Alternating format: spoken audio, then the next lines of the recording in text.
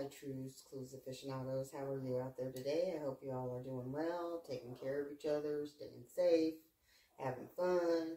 If you're seeing something, say something so nobody gets away with crap around here.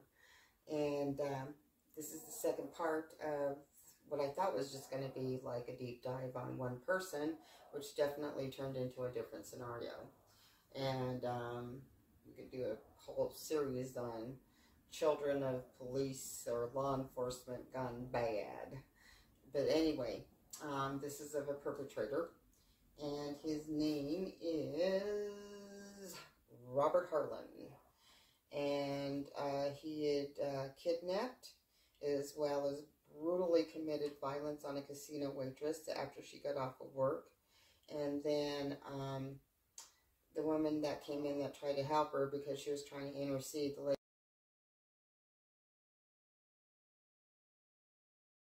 lady was trying to get help and get out of there because she knew she was in danger, hurt that lady too and paralyzed her.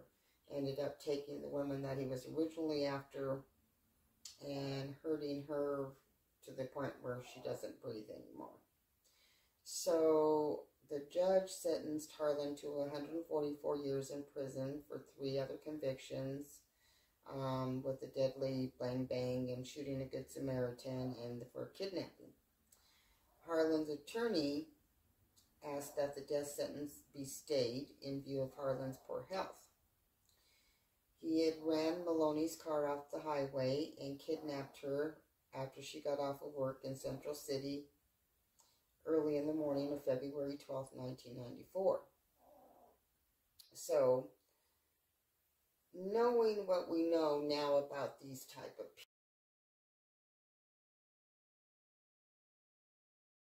people, I do feel that this guy was a major jerk, that he did have some control issues. He only, you know, this may not be all that he's done, it's all that he's been caught doing. And so that brings the Janet case into, which we'll all fold into later. So he's going around when he sees women that he likes, and this is his mode of operandi. He will hit the car or push the car off the road and then kidnap the woman and then commit atrocities. Now, I don't know how many times he did that, but I'm thinking he might have done it twice. And then so he gets put in prison for his acts, and then he wants to come back later and say that his trial wasn't fair because when the trial was going on, there were some jury members that read Bible verses such as an eye for an eye, a tooth for a tooth, and that could have planted the seeds for sentencing him to not be on this earth anymore.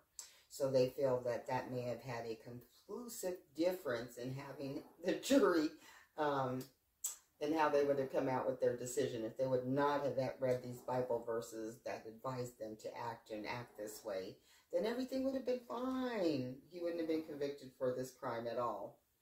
So anyway, there you go.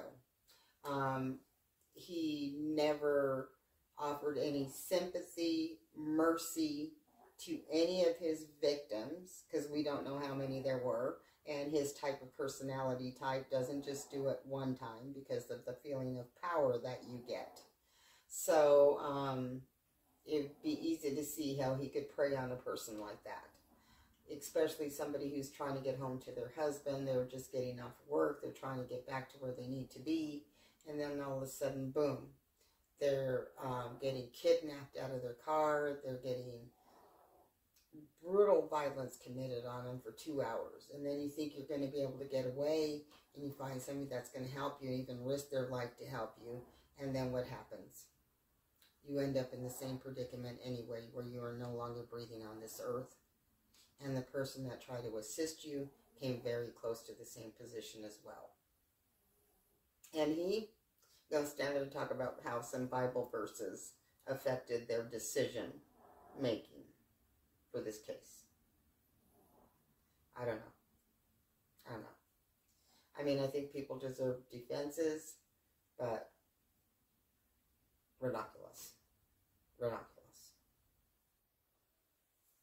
And he had a liver transplant. And that was another thing that he was saying that he wanted some additional compassion for. And I find it hilarious when you are able to commit such brutality without any thought for the person's family, or anything like that, and yet at the same time, you're begging for that very same thing which you robbed people of. Huh. You know, it's always the same thing. You know, there's brutality, there's no thought, there's no care, and then all of a sudden when the telescope is focused on you, oh my God. Humanity, caring. Humanity, caring. Not me, not me, not me. I don't even know what to say about that. So, the next up, let's talk about Janet.